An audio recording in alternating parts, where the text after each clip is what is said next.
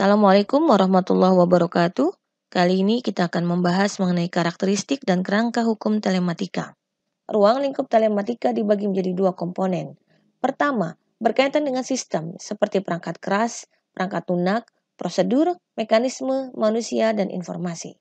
Dan yang kedua, terkait pada fungsi-fungsi telekomunikasi, misalnya input, proses, output, penyimpanan, komunikasi, dan lain-lain sebagainya.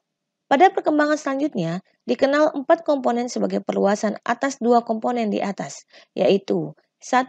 Terkait pada konten, yaitu substansi dari data yang dapat merupakan output atau input dari penyelenggaraan sistem informasi yang disampaikan kepada publik.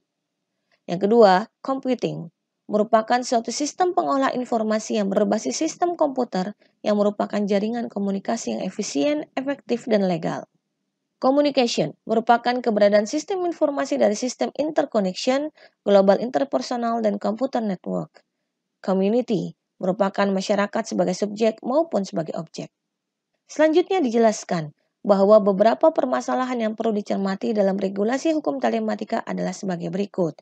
Terkait pada masalah hak cipta, merek, fitnah atau pencemaran nama baik, privasi, duty of care, criminal liability, procedural issue, electronic contract dan digital signature, electronic commerce, pornografi, pencurian data, dan lain-lain sebagainya.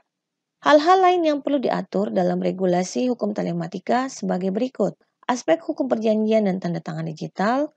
2. Pelanggaran hukum dalam bentuk akses ilegal terhadap jaringan komputer. 3. Penyalahgunaan password dalam era ekonomi digital. 4.